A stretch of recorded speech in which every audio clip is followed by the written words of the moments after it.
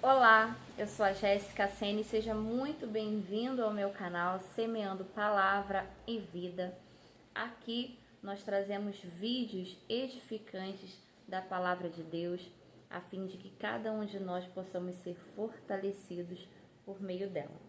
Hoje a nossa meditação é uma meditação que vai nos trazer uma reflexão muito profunda sobre como temos cuidado um dos outros, né?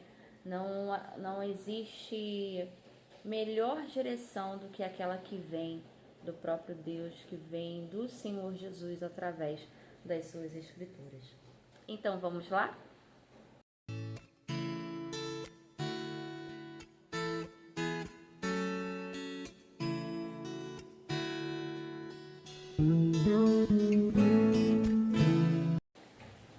No livro de Tiago, no capítulo 5, no versículo 13, esse apóstolo que se tornou bispo da igreja de Cristo, na igreja primitiva, ele traz uma exortação que serviu tanto para a igreja naquele período, como serve para cada um de nós nos dias de hoje.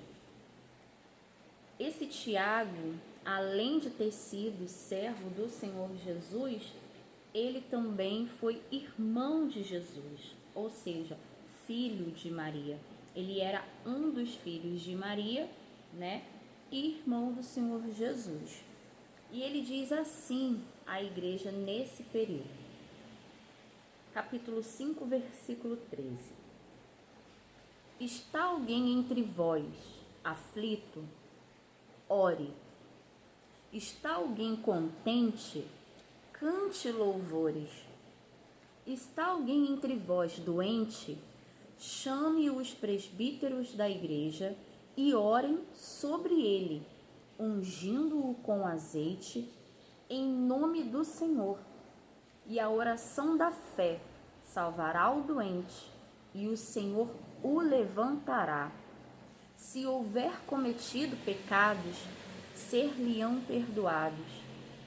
Confessai as vossas culpas uns aos outros e orai uns pelos outros, para que sareis. A oração do justo pode muito em seus efeitos. Elias era homem sujeito às mesmas paixões que nós, e orando, pediu para que não chovesse por 3 anos e 6 meses. Não choveu sobre a terra. E orou outra vez, e o céu deu chuva, e a terra produziu o seu fruto. Irmãos, se algum dentre vós se tem desviado da verdade e alguém o converter, saiba que aquele que converter um pecador do erro do seu caminho salvará da morte uma alma e cobrirá uma multidão de pecados. Vê que essa orientação, essa exortação, essa direção que Tiago traz era uma necessidade que estava acontecendo naquele tempo e é uma necessidade que permanece até os dias de hoje. Quando ele coloca como referência Elias, ele foi um grande profeta que não só desafiou muitos reis, como também na época de Jezabel, que foi uma mulher que ela literalmente foi usada por Satanás naquele tempo para não só assolar e destruir um reino, mas também querer corromper o povo de Deus por meio da idolatria. Mas enfim, Elias, ele foi um grande homem de Deus, um grande profeta. Desafiou vários profetas de Baal e ele era sujeito. Tiago, ele deixa aqui claro que ele, mesmo sendo um grande homem de Deus, servo de Deus, ele era sujeito na sua carne, ou seja, na sua natureza, ele era sujeito às mesmas paixões. Quando fala paixões aqui, não era só, não era paixões no sentido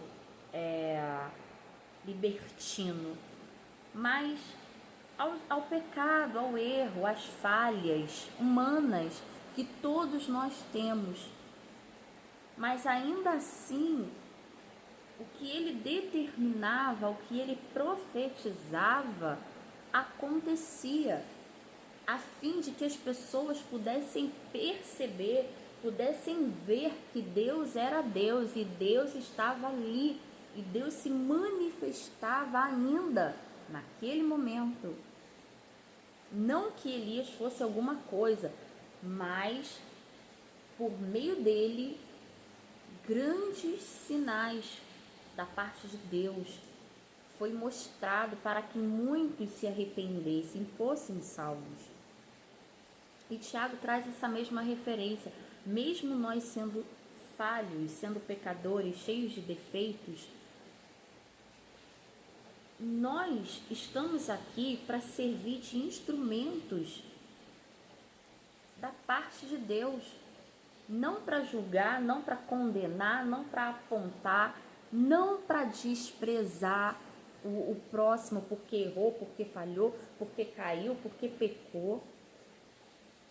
Nós estamos aqui para cumprir o que está aqui escrito, para executar essa direção dada por aquele que viu a Cristo. Tiago viu a Cristo. Tiago literalmente cresceu ao lado do Senhor Jesus.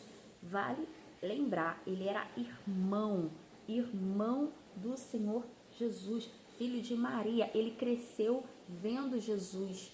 Jesus era o primogênito, o primeiro filho de Maria. Os outros irmãos cresceram vendo Jesus. Ele acompanhou toda a história de Jesus. Ele sabia quem era Jesus, literalmente falando. E quando ele deixa essa direção para a igreja, é para a gente entender, é para a gente compreender que nós somos servos um dos outros. E ser servo um dos outros é você servir ao outro. Mas muitos de nós queremos ser Deus. É isso mesmo. Muitos de nós queremos ser Deus. Nós queremos ser juízes dos outros. Olha, fulano errou, você isso, você aquilo, A gente quer determinar sentenças sobre o irmão, sobre o próximo. Ah, mas você viu fulano? Olha, vamos dar o desprezo. Não, vamos deixar para que venha sentir a dor. Sim, há situações que nós devemos deixar o irmão perceber que ele precisa e ele depende de Deus. Mas isso não nos isenta de praticar o que a palavra ensina. Está alguém entre vós aflito? Ore.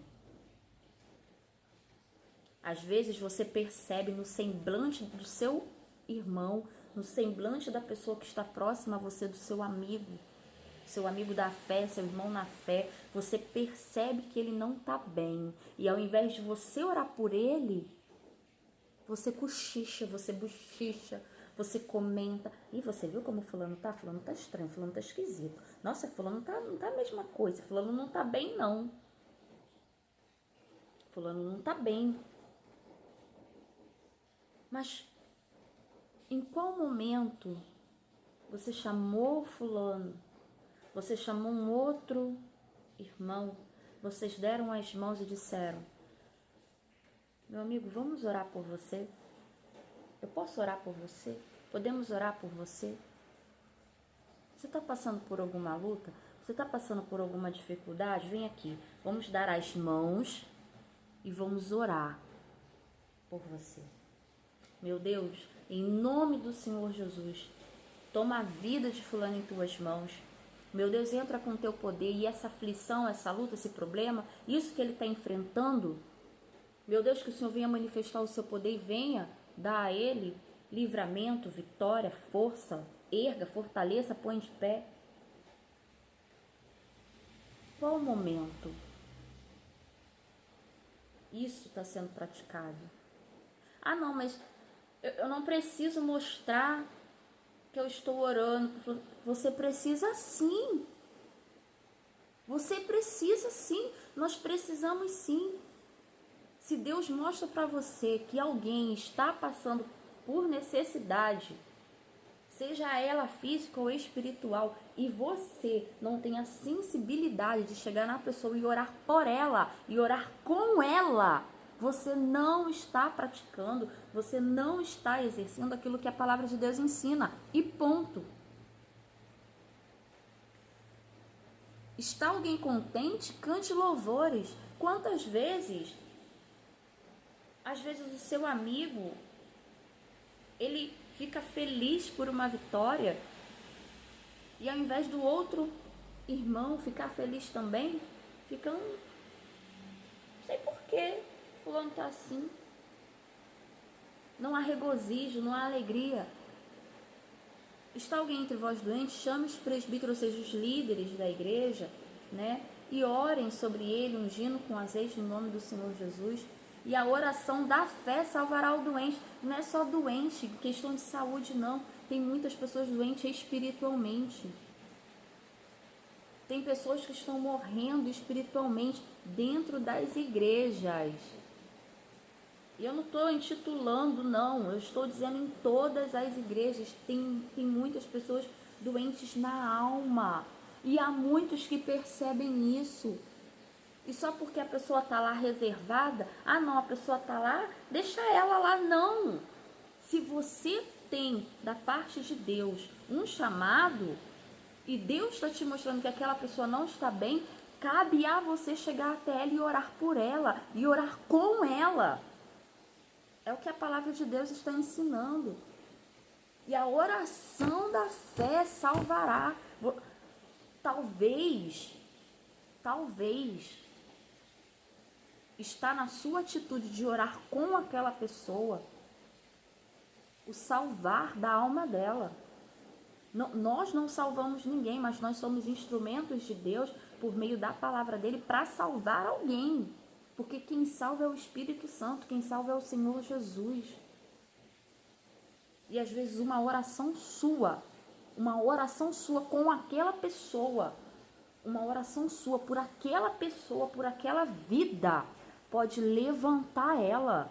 Você pode levantar uma pessoa com uma oração. Você chegando até ela e falando: fulano, posso orar por você? Posso orar com você? Você está passando por alguma situação que você precise de oração? Quem nesse mundo não precisa de oração? Orar um pelos outros, ao invés de julgar, ao invés de presumir. Ah, não, eu tô vendo fulano na igreja, fulano tá bem. Fulano tá vindo nos cultos, fulano tá bem. Fulano é forte. Não, fulano é firme. Não, fulano é guerreiro. Não, fulano é da fé. Fulano não precisa. Quem disse pra você? Quem foi que plantou essa ideia de que uma pessoa não precisa? Não, eu tô vendo fulano. Não, eu não preciso ir lá. Não vou perguntar se fulano tá bem ou como fulano tá, porque, eu tô vendo fulano. Quem disse que você olhar significa que a pessoa não está precisando? Todo mundo enfrenta lutas, todo mundo enfrenta guerras, todo mundo enfrenta problemas. Desde do líder da igreja até o membro que chegou ontem. Todo mundo enfrenta lutas e todo mundo precisa de oração. Todos deveríamos ser assim. Deveríamos ser assim, um com os outros. Muitas das vezes abraçamos os novos que estão chegando, mas os que estão, mas está tanto tempo ainda precisa. A igreja é corpo. Um dos outros, somos membros um dos outros, somos servos um dos outros, servimos uns aos outros, temos o dever de cuidar um dos outros. Não adianta você cuidar dos que estão lá fora. É igual dentro de casa. Não adianta você, pai, mãe, filho, ser maravilhosos para os de fora, mas dentro de casa você é péssimo. Você é um péssimo pai, um péssimo marido, você é ignorante, você é rude, você é grosso, estúpido, você trata seu familiar mal, mas os de fora você trata bem. Você não tem paciência com os de dentro da sua casa, mas com os de fora você tem. Você não oferece o melhor para os de dentro da sua casa, mas para os de fora você oferece. A mesma coisa às vezes acontece dentro do corpo de Cristo. Você faz muito para os de fora, os intitulados perdidos, mas e quantos estão assim dentro da igreja? Ah, mas não deveria estar. Aí é outra questão, aí é um outro ponto. Ah, tá tantos anos dentro da igreja e ainda... Entenda uma coisa, a igreja é casa de Deus, é um hospital, e o Senhor Jesus disse que veio para os enfermos, não veio para os sãos. Ele veio para os enfermos, ele veio para aqueles que estão sofrendo, ele veio para os que estão doentes. Ele falou sobre a parábola onde haviam 100 ovelhas, 99 ficou, uma se perdeu. Ele guardou, ele deixou as 99 e foi atrás da que se perdeu. Sabe o que significa dizer? Não é que as 99 não tenham importância, mas as 99 que estão seguras. Aquela uma está perdida, e há muitas ovelhas perdidas dentro da casa de Deus, há muita dracma perdida dentro de casa, e ninguém está se preocupando em procurar. Ah, tá por aí, o importante é que tá por aí, uma hora aparece, uma hora ele aparece, não se preocupa, uma hora ele aparece. Ok, mas enquanto isso você está orando, pensa numa pessoa aí que você não vê há muito tempo. Ou pensa numa pessoa que você até vê, mas que você não parou, ou nunca parou para perguntar a essa pessoa como ela tá. Porque aos teus olhos, ela tá bem. Você já orou por ela? Você já orou por essa pessoa?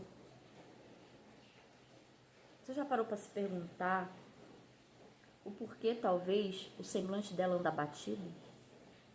Aflito, porque todo mundo passa por aflição, mesmo sendo de Deus.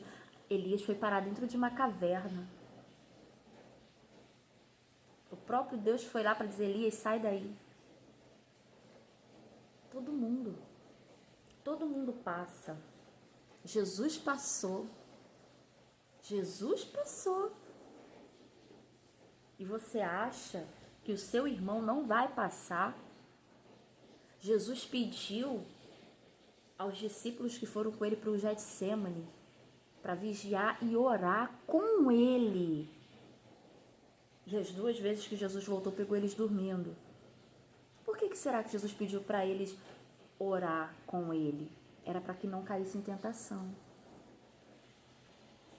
Se Jesus pediu aos discípulos para orar com ele e vigiar com ele, como você pode achar que o seu irmão não precisa da sua oração? Não precisa que você ore com ele? Só porque você está olhando e parece que está tudo bem. Parece que está tudo bem. E quantos em 1, 2, 3 tempo não saiu da presença de Deus porque aparentemente estava tudo bem? Ou porque sempre tudo que se limitou a fazer foi isso aí, fica firme. É fácil a gente dizer para a pessoa, fica firme. Mas nesses fica firme, estamos juntos, somos uma família, somos um corpo. Você faz parte desse corpo. Quantas vezes você chegou nessa pessoa, e eu tô falando reservadamente, não tô falando oração em conjunto não, tô falando isso aqui, pessoal, é palavra de Deus, ensino, isso aqui é ensino. Quantas vezes você chegou reservadamente para essa pessoa e disse: fulano, eu posso orar por você? Tem alguma área da sua vida que você quer que eu ore por você? Que você precisa de uma parceria em oração? Porque às vezes o levantar desse irmão está na sua oração. O levantar,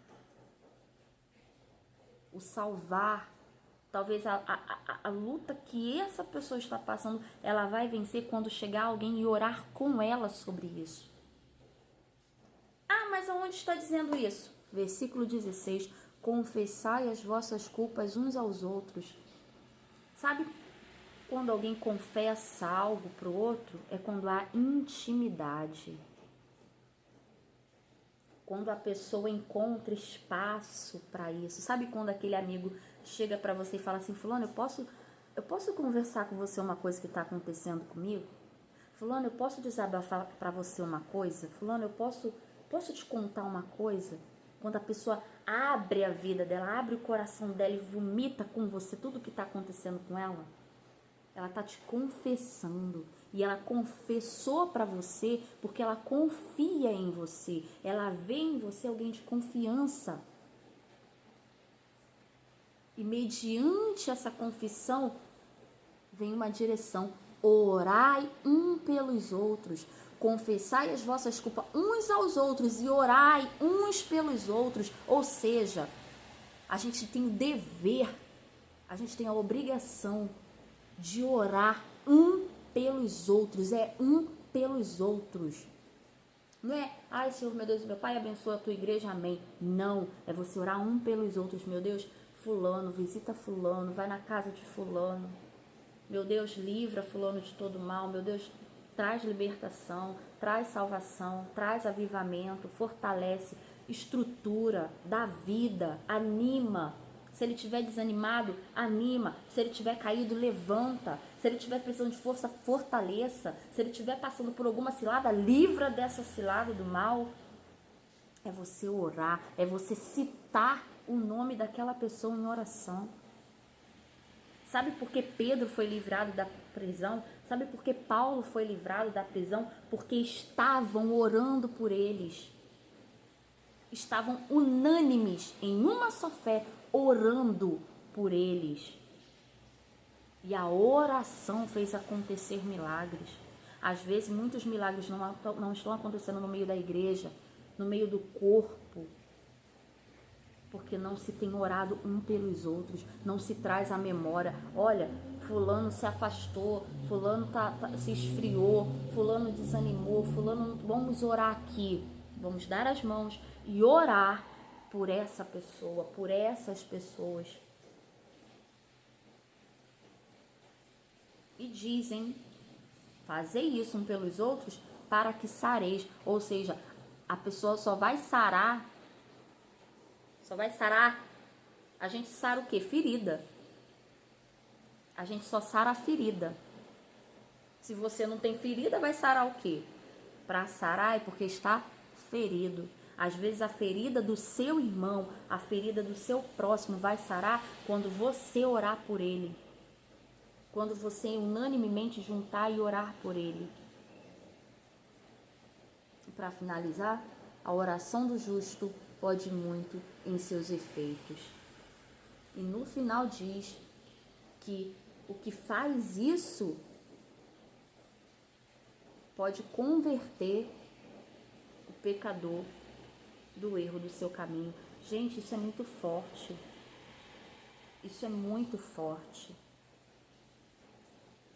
Então, essa é a minha mensagem de hoje. Se você lembrou aí de uma pessoa, ou se Deus falou com você, se Deus tocou você sobre isso aqui, sobre essa palavra, medita nela. Livro de Tiago, capítulo 5, versículo do 13 ao 20. Será que nós temos sido servos uns dos outros? Temos servido uns aos outros? Será que nós temos sido corpo, de fato, dando as mãos e orando, intercedendo, clamando a Deus um pelos outros, literalmente, chamando a pessoa e trazendo em oração? indo ao enfermo, não só enfermo de saúde, mas espiritual? Ou será que nós temos sido Deus, juiz? Sou juiz. Ah, mas fulano? Ah, fulano não quis. Ah, fulano desprezou. Ah, fulano, quem te constituiu juiz? Quem? Quem te constituiu juiz? Quando alguém chegar para você e apontar uma falha, uma falta do seu irmão, chama essa pessoa e fala, ó, foi bom você falar nele. Vamos lá na casa dele e fazer uma oração por ele? Vamos lá. Vamos marcar aqui, a gente vai lá na casa dele fazer uma oração. Olha, fulano, eu vim aqui, não vim saber da sua vida, eu vim aqui orar por você. Eu posso orar por você? E faz uma oração por ele. Ou de repente está aí no meio do corpo da igreja e você sabe que ela está passando por luta, você sabe que a guerra está grande, mas você prefere, não vou me envolver. Não vou me envolver porque fulano está na igreja há tanto tempo.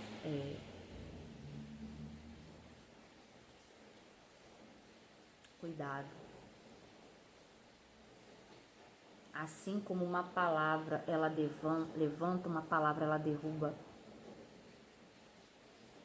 E assim como a oração, ela sara, ela cura, a falta dela pode fazer permanecer um corpo enfermo.